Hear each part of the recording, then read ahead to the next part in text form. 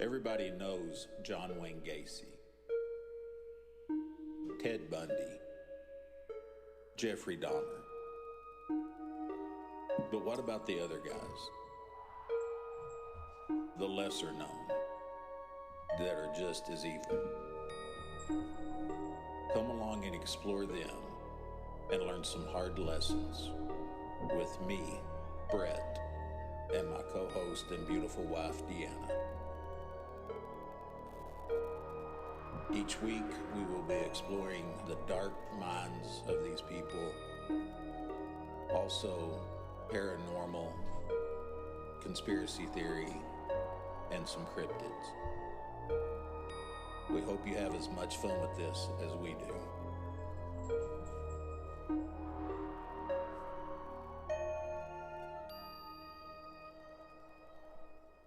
Good morning, classmates. This is Deanna. Hey guys, this is Brett, and welcome back to episode 23 of Hard Lessons. Yay! Yay! So Teach, how was your week? It was a long week. It was long enough that I forgot the kids didn't even show up on Monday. Yeah, I was going to say it. I was off work Monday for President's Day. Sam was out of school Monday. You obviously had to work, obviously. But this was the longest 4-day work week I remember in forever. It was pretty long. It was. But we made it through. Yes, we did. So before we get started, I have an announcement. Okay. I may be a serial killer. No way. There was this test on Facebook, so you know it's got to be scientifically factual. It is proven fact that all those are correct. And so in it, it said if you score a 5 or higher, you have a stronger chance to be a serial killer. Okay. I scored 4.5. How do you score a half a point? Well, funny you should ask. One of the questions was, do you sleep with socks on? Sometimes I do, sometimes I don't. So I gave myself a half point for that one. So was it an actual question? Yeah. Was it like a half a point, or you just did it yourself? I just did it myself. Oh, so otherwise you would be a 4. I'd be a 4. But okay. 5 is the cutoff. If you score 5 or higher, your potential to be a serial killer. But the highest score is a 5? Hey, Sam is here and he wants to say something. It's proven on TikTok and Facebook, if you sleep with socks on, you're most likely a serial killer. So not only Facebook, but TikTok says TikTok? so. That's cool. I didn't know that. So maybe you should sleep with one eye open, Teach. Well, it should be you sleeping with one eye open. I would be so scared to even have the thought of killing somebody. But one of the, and this is going to tell something about my past, so maybe I won't go there yet. Okay. Yeah, don't go there. Yeah. Any my cop buddies listening, disregard that last statement. Maybe I'll edit it out. So, anyway, do you have the more you know for us this week? I do. I was actually trying to figure out which one I wanted to read. I'll just go with this one since this is always a curiosity. Okay. During the Salem witch trials, the accused witches weren't actually burned at the stake. The majority were jailed and some were hanged, not hunged. They were hanged. Hanged, but none of the 2,000 people accused ever got burned alive. So it is Hollywood drama made up. Huh. And I'm like, that's very interesting. That is, anyway. That's very interesting. I have a bonus the more you know for us this week. Sweet. In Australia, it is illegal to kill cockroaches, and it is punishable by 4 years in prison. Okay, I would have to know why can I not kill that bug? Yeah, because if I'm seeing a cockroach, it's dying. Okay, or would you rather kill that humongous spider that they have? Are you allowed to kill those? Well, it didn't say. The deal I read, it only talked about cockroaches. Cockroaches? Oh, yeah, you can kill them.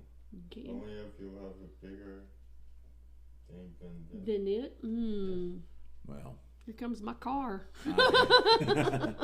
I don't think I will ever be in Australia because if I see a cockroach, I'll be on an extended vacation for up to 4 years. Oh, And are these only in one certain area of It just said Australia? Australia. Because then I would want to live in that area. Exactly. Or those spiders in one certain area. Maybe Probably. so. All right. Are you ready? Yes. Class is ready. All right. So this week I am reporting on paranormal. Paranormal. And I didn't pick out one certain thing, like, with the Dybbuk box or anything like that. I picked out a city.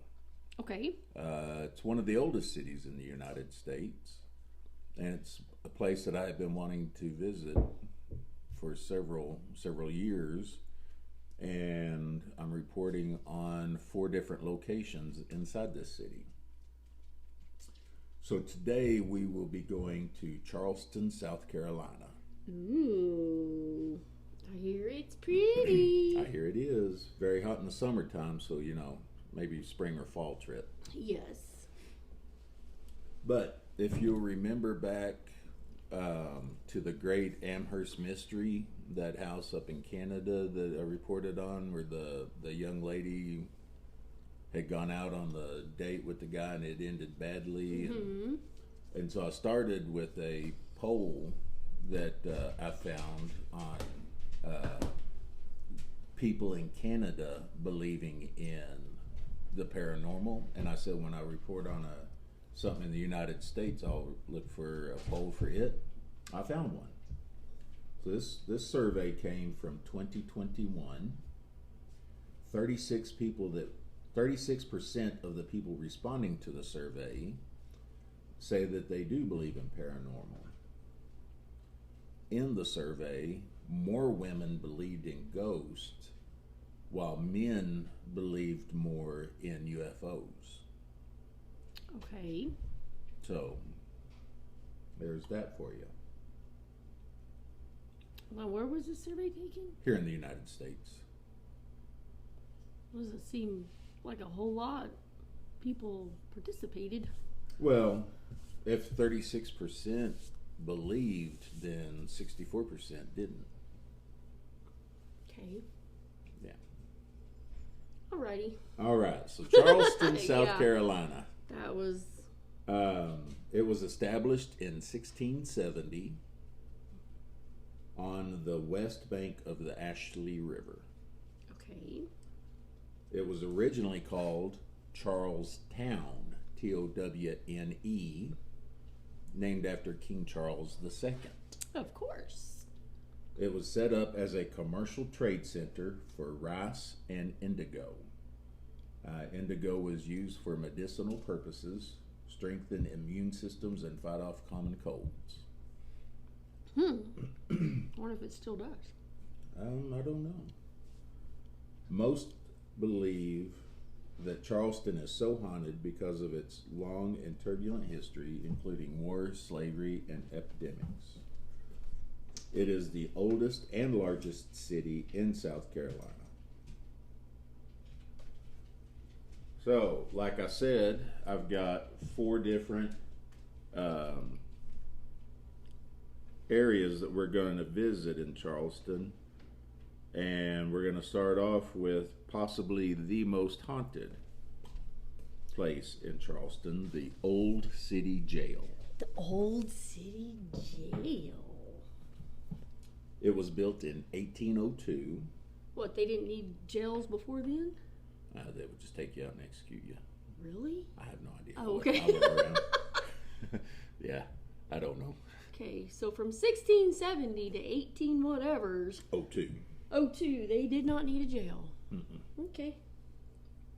Everybody got along. They, It was a utopia, huh? It was a utopia, except for your ancestors up there in Massachusetts. They were wild in it from the they get-go. was.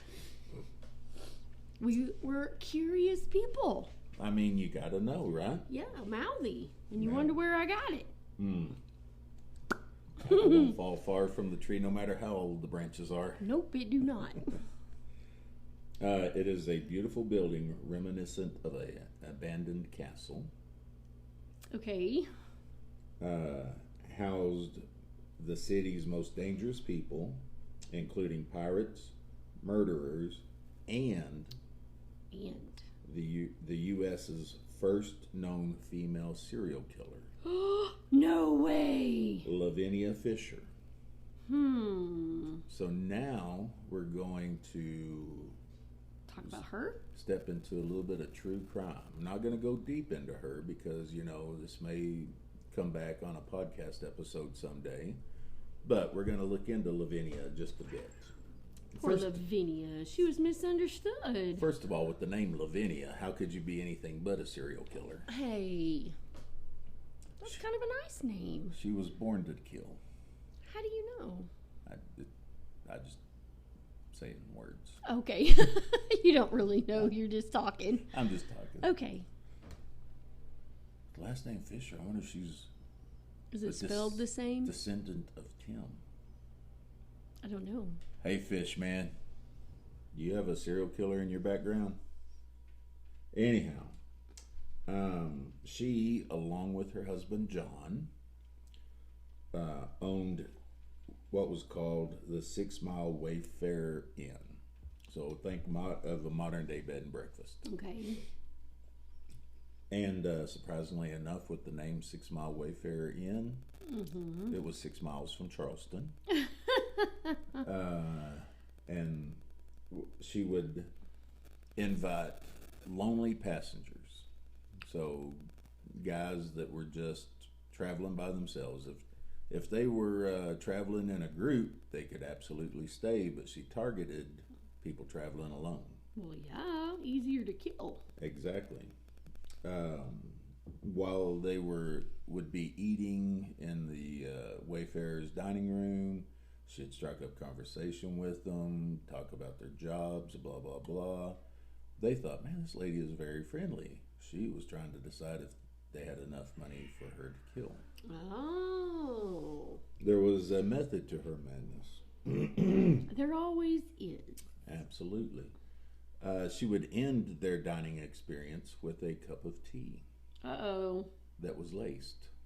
Yep. Did they go nighty-night? Like, dude, I'm not feeling well. Exactly. But she didn't poison them to the point that it would kill them, just enough to knock them out. Mm-hmm. And so one of two things would happen next after they got to the room and passed out. Either her husband, John, would go in and beat them to death, or they had one special room, and if it was available, they would go get in bed, go to sleep, and Lavinia had a lever that she would pull, and they would drop into a pit that was filled with spikes. Gross. Really gave me a lot of Sweeney Todd vibes. Yes. A lot of torture, H.H. Holmes stuff happening here. Mm-hmm. Ooh. I wonder if they knew each other. It's not like there's a serial killer network, or is there? Is there? I don't know. Is that a conspiracy? I haven't been indoctrinated yet. Man, I just took the test a week ago. Okay. I don't know. You're a newbie. I'm a newbie. They don't trust me a lot. So they would drop the bodies down into a pit of spikes. Yeah. And so as far as them being caught, stuff like that, I'm not going to go into it. Okay. But spoiler alert, they were both found guilty, John and Lavinia. Oh, good. And they were sentenced to death by hanging. Now, at the time, there was a law on the books that a married woman could not be executed. So how did they get around that? They divorced them? They executed John first, leaving her a widow. Oh, smart. Yeah. By like a second or minute, huh? I think it was the next day. But, okay. But yeah, it wasn't long afterwards. She went to the gallows in her wedding dress, creepily enough. Well, she was a widow. I mean, you know, you got to leave her with something. I'm glad she could still fit in it. Exactly. Most of us can't. Well, she was only 26 years old when she was executed. What, and you can't gain weight between the time you're married to the time you're executed? Touche. Touche. They didn't eat them, did they? The bodies? Yeah, like Sweeney Todd. You know, they pick them up and eat them. Yeah, it didn't give me that much Sweeney Todd vibes. Okay. They put the noose around her, and she stepped up to say her last words, address the crowd. She said, "If any of you have a message for the devil, tell me now, for I will be seeing him shortly." Whoa. And then she jumped off the gallows and hung herself. Didn't let them have the satisfaction of pulling the lever. She was like, "I'm the only lever puller around here." Whoa, that's creepy. That is creepy. So is she haunted? Now. Okay, I'm sorry. You're good. She was buried in a potter's field near the old city jail, which is probably now covered up by houses and whatnot. Yeah. She has been seen numerous times walking around in her wedding dress. And she wasn't the only one that died there. Several unjustly imprisoned died there. This includes slaves and Civil War prisoners. It is considered one of the most haunted places in the United States. The jail? Mm-hmm. I want to go. You can take tours of it. Sweet. And folks have heard voices coming from empty rooms. They have witnessed objects move on their own and being poked as you walk by a certain area and nobody be there. Now, I know that would be one of the things that would freak you out the most, because I know how much you love being poked in the side. Yeah, but if this was an experiment, I may just want to walk by that just to see. Because then if nothing happens, I can say then no. But just because it doesn't happen to one person, does that mean that all those other people didn't feel it, or? To me, it could debunk their being poked. That makes sense. I mean, in a non-believer's way of thinking, yes, well, ma'am. If they're poking other people, why wouldn't they poke me? Am I not pretty enough to be poked? Exactly. But that may not be the case, and I would take that into consideration. But I would be watchful and, keep an eye out. Yeah. I like it. But to me, it's like, okay. What's up? Yeah, like, is this a specific number that you're only going to poke? Do I need to be further back in the line? Like, how does this work? Is it just one area that you get poked in, like a cell or something? See, I would need. This is why I'm not a very paranormal hunter. Right. Well, maybe our buddy Nathan can change your mind. Maybe. Any users? Anywho, where'd I go? Oh, there I am. So, Ghost Adventures. If it's going to be haunted, they've got to show up. Yes, Mr. Zach. Mr. Zach.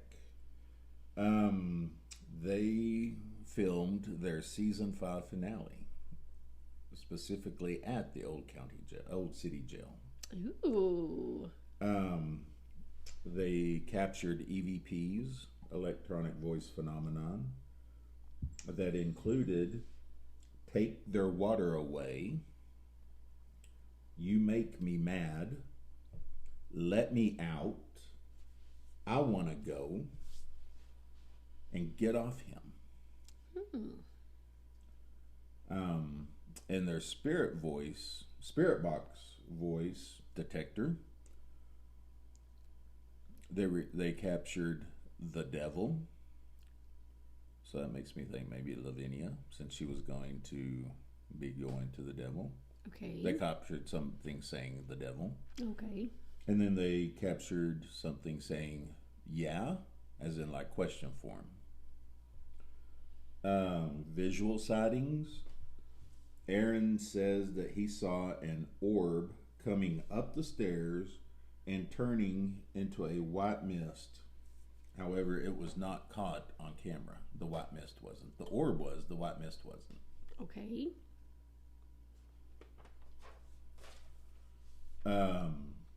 Unexplained knocking, loud crashing, and banging and footsteps was also detected.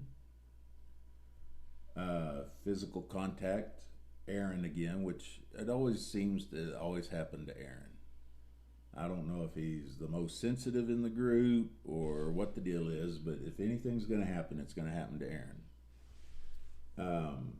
He was in a jail cell and said he started feeling weird, like I'm tingly, I'm this, I'm that, I can't explain it. At the same time, another EVP was captured on the camera that was outside the jail cell that said, "It is circling me."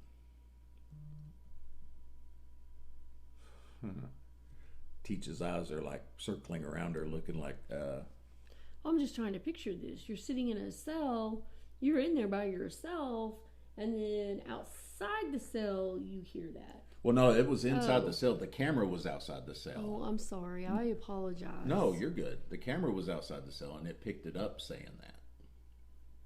It is surrounding me. Circling me. Circling me. It is circling me. Okay. All right. Also, on 2 different occasions, their cameras, which were fully charged, drained. The batteries? Automatically like that, just sucked them out.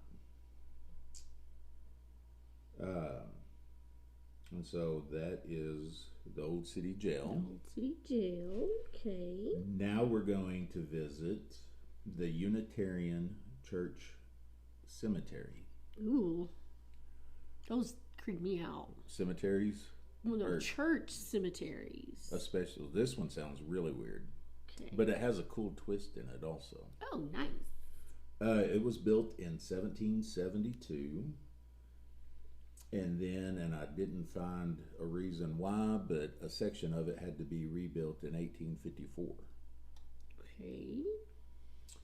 And like when you first pull up to the cemetery, you already have kind of a visual odd feeling about the place because only the pathway that you walk on is maintained and groomed.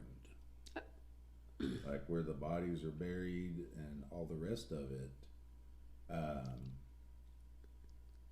they just let it grow, because in the Unitarian Church, that is a symbol of life after death.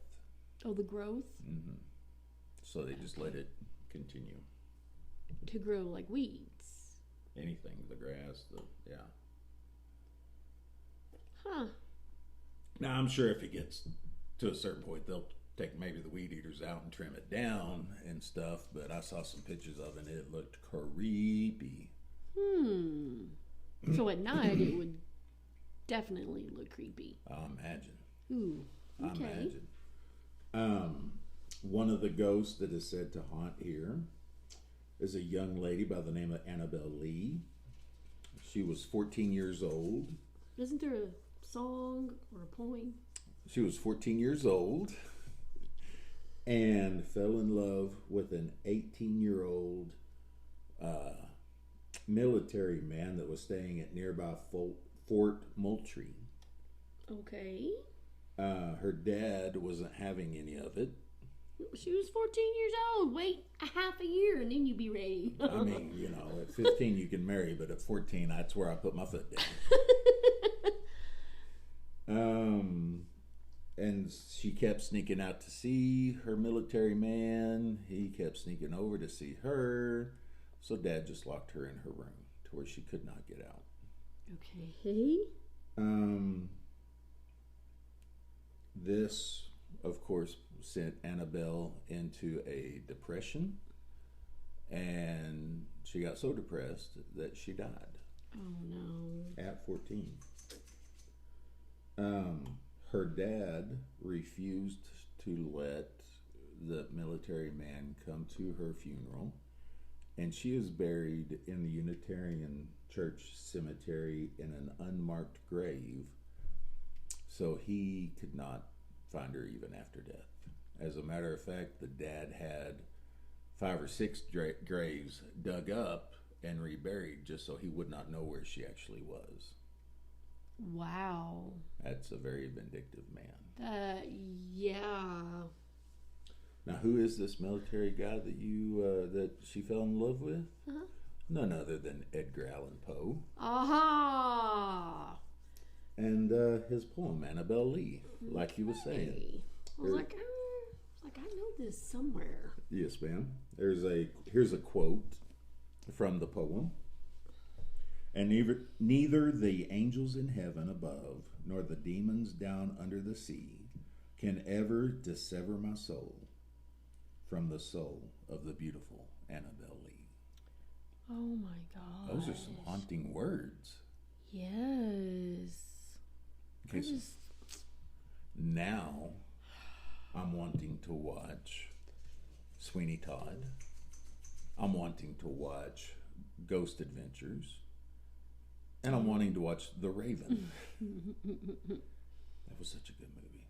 Anything with John Cusack in it's going to be good, though. It is. That breaks my heart. That, Things may have been different for his life.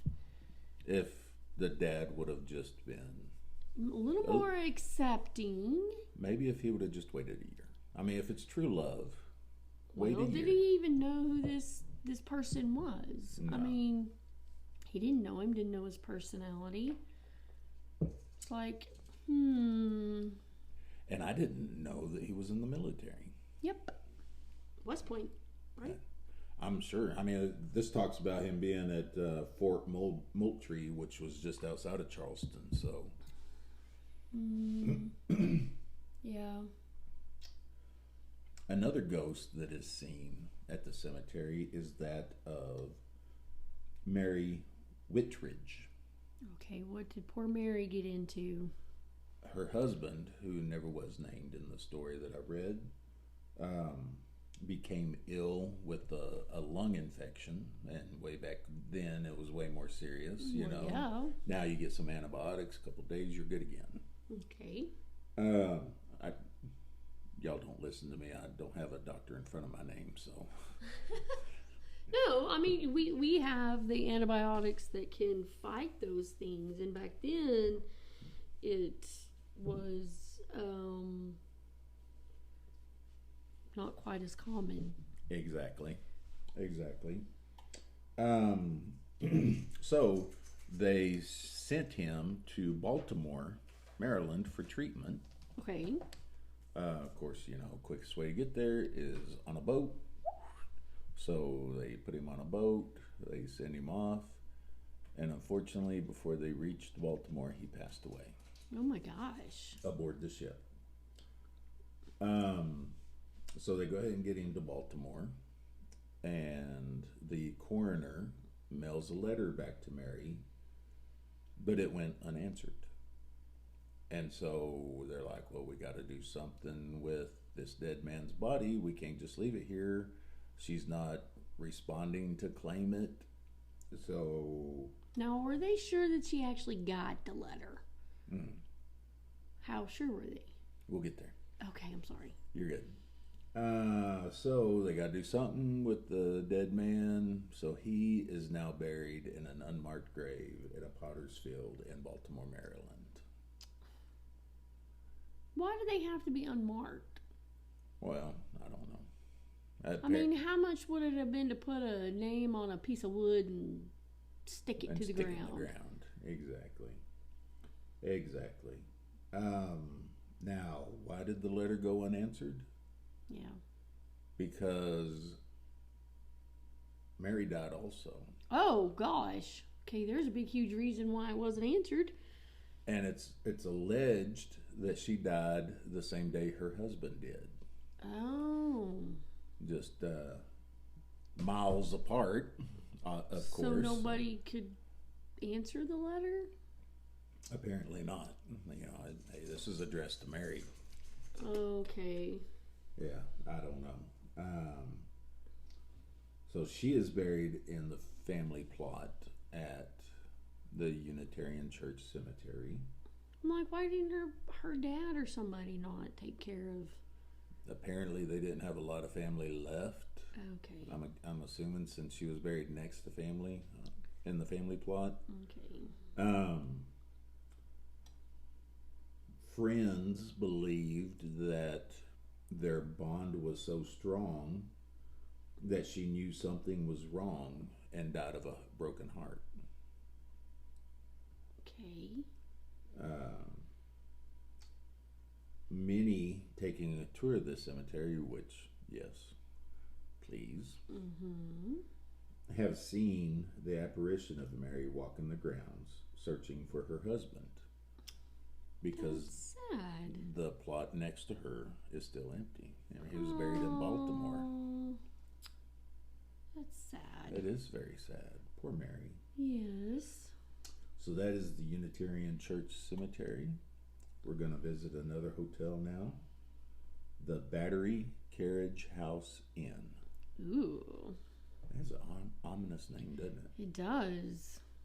It's one of the city's most historical hotels. It was rebuilt after sustaining heavy damage during the Civil War. Also during the Civil War, it was used as barracks for the soldiers. Probably the most frightening room to stay in is room number 8. Okay.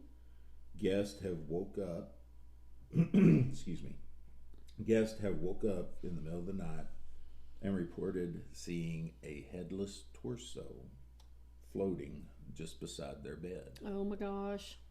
I would scream. Would you get a little freaked out? I would definitely be a little freaked out.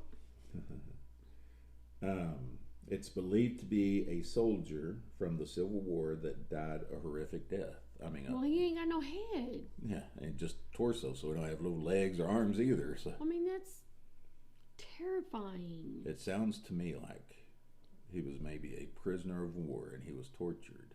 So they tied each arm and each leg and his head to a different horse and then yelled, "Yeah!" Why would they take the time to do that, though? They were in the middle of a war. Torture. Could you know could a nothing about. cannonball not have hit his head, or? I'm trying to paint a picture here. Me too. That's the Spanish Inquisition stuff right there. Those are things that I used to think about. Okay. Never mind. This is why you got a 4.5. Yeah. Anyway. So, room number 10. This isn't Casper, but it's a little friendlier ghost. There is a gentleman seen moving throughout the room, sometimes trying to crawl into bed with women. Hey. Yeah. However, when the women scream, he flees through a built-in cabinet in the room. Okay. That used to be the door to enter or exit the room. Well, he's leaving. So he's pie-ying. He's getting out. Oh, I made her scream. Cops are going to be here soon. I'd be like, hey, you got any buried gold anywhere? Well, come here. Let me keep you warm. Where's your money? You're awful cold. So where's the treasure? Some believe, not everybody, but some believe that Sorry, I had to yawn. This is the ghost of a college student who had committed suicide in that room years earlier. Oh. Like I said, not proven. Not proven that a college student even stayed there? No, he did. There was a suicide that happened in that room. Oh, it okay. was a college student, but Oh. it's not proof that they're not 100% sold. Not everybody sold that it was his ghost that they see. Oh, okay. Yeah, a college student ain't got no hidden gold. Like, go away, dude. Exactly. Room number 3, and I've never heard this term before, but this room is actually in the raised basement. So I have no idea what that is. That already gives me creeps. Like, why would you need to raise a basement? Or did they raise a floor above the basement and there's still a basement? Like, what happened down there? Why are we raising a floor? Maybe for flooding. That makes sense. I don't Does know. it flood there? Maybe then. I don't know. Maybe. Either way, it already gave the creep vibe.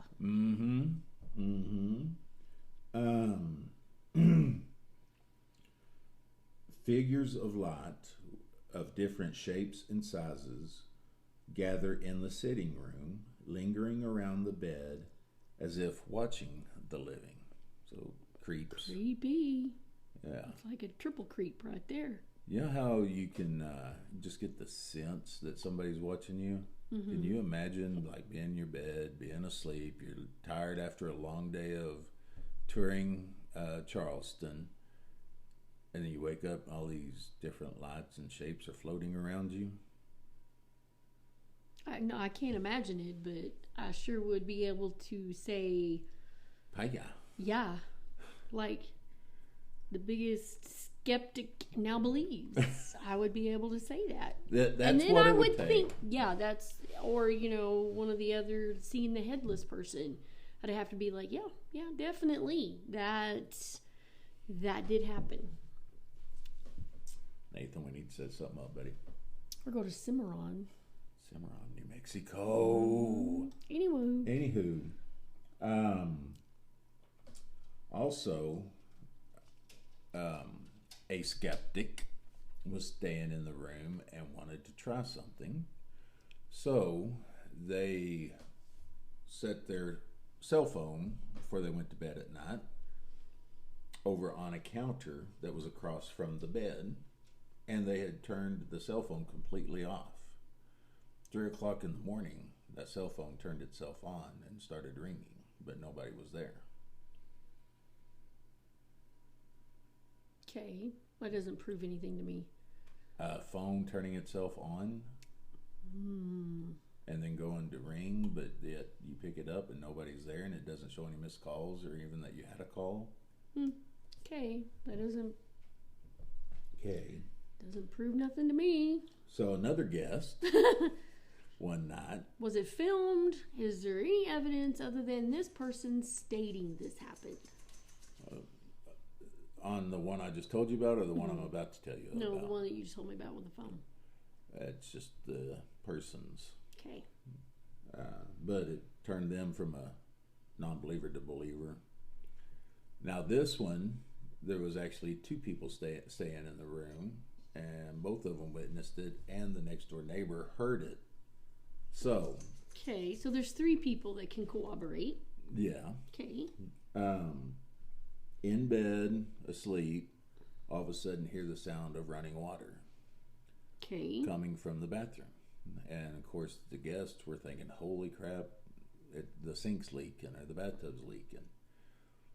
They get up, go in there, and not only is there not any water, but the sink's dry, the floor's dry. Oh, that's what they heard? It was water. Okay.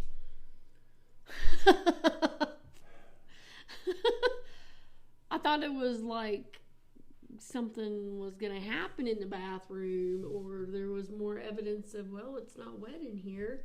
I wonder if the noise could have come from another room. Kind of like you go to a hotel and you can hear the people above you going to the bathroom or showering.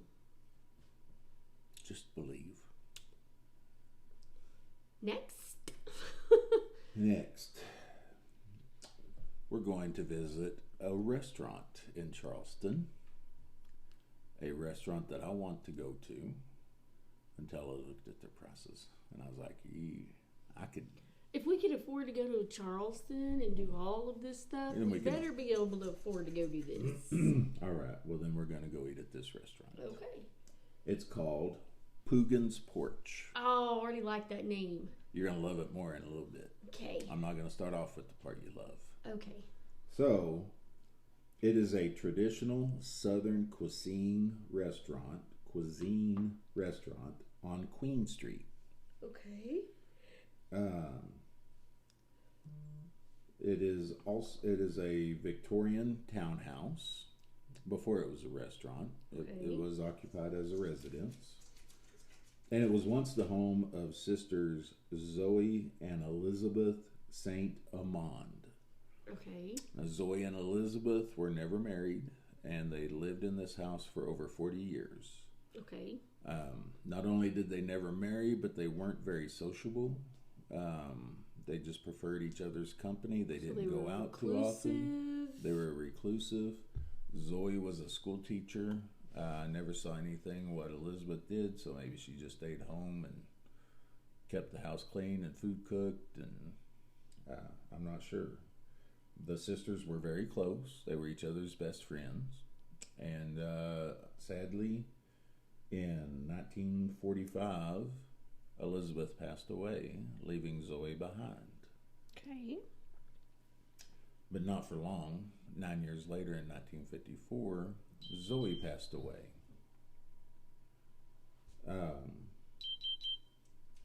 Yes. So they said that after Elizabeth died, Zoe was left confused, and she actually spent her last few years of life in a hospital being treated for her mental illness after her sister's death.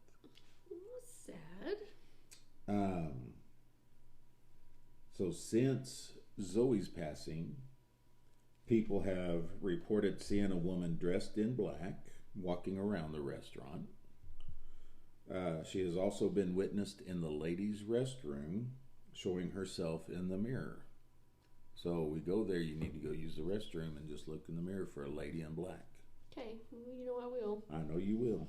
Take your phone with you. I will. No freaky pics, but... Okie dokie.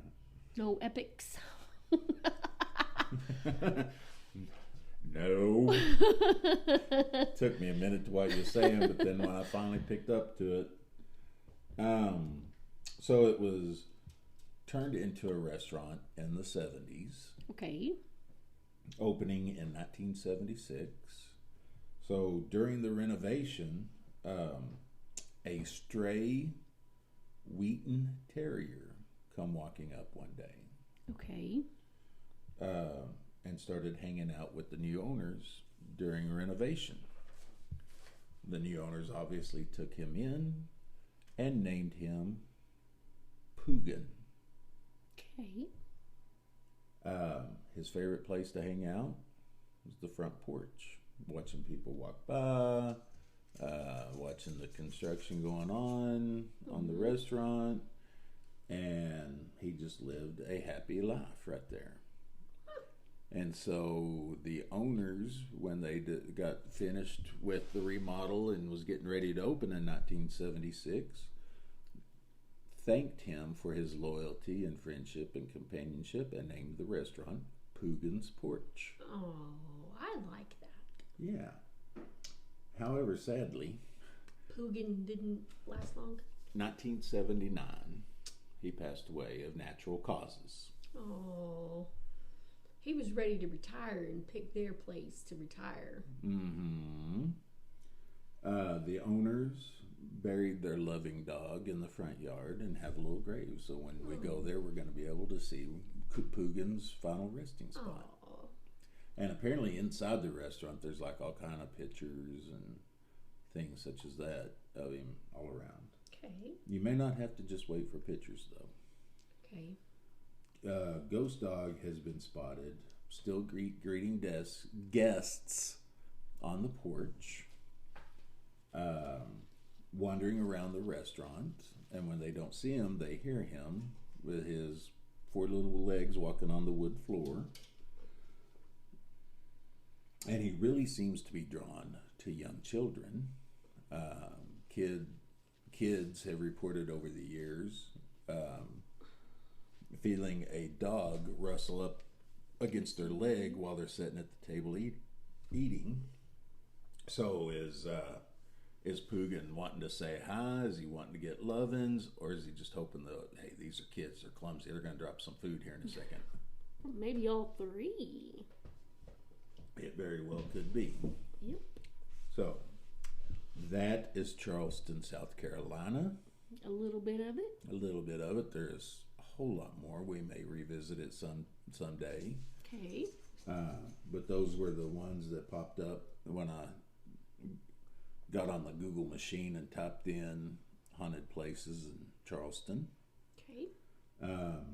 My bibliography this week, Britannica.com, The History of Charleston, South Carolina. JapanObjects.com, Things to Know About Indigo. NightlySpirits.com, Charleston's Top Haunted Locations. GentileAndBard.com, The Legend of Lavinia Fisher, the U.S. first female serial killer. GhostAdventures.fandom.com, The Old Charleston Jail. CharlestonTerrors.com, The Unitarian Church Cemetery. HauntedHouses.com, Battery Carriage House Inn. And back to NightlySpirits.com for the Haunted Poogan's Porch. And I'm hoping I'm saying it right. Poogan's, it's Poogan. So it sounds like Poogan. Yeah. And it really makes me want to look up. I'd never heard of the breed of dog he is. I want to look him up and see what he looks like. What was it? A Wheaton, Wheaton Terrier. Oh, how cute.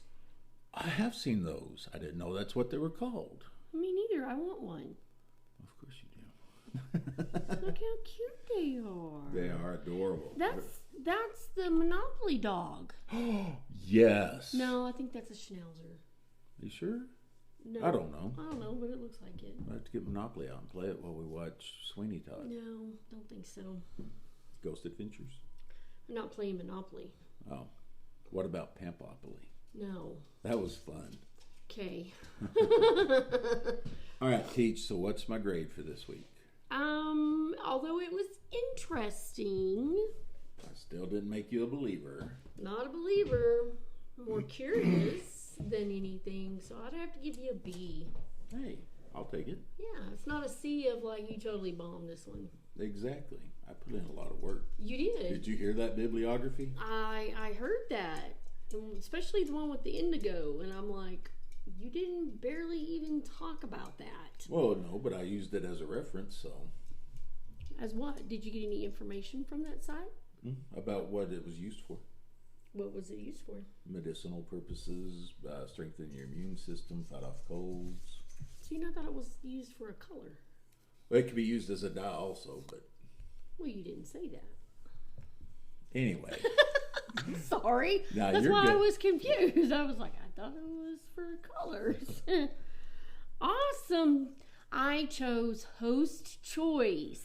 Ah, Host Choice. Well, actually, I didn't choose it. I drew it out of our cool little bucket. Bowl. It's supposed to be a salsa bowl. Yeah, we used to eat sauce out of it. Now we draw a podcast. Yep. All right. So can't wait to hear what you've got next. So podcast Host Choice, for those that haven't been around for a while or new, or just as a reminder, that means I get to pick the topic. It could be anything from medical mysteries. It could be anything from ancient torture. It could be buried alive and how people have taken steps over the years to not be buried alive.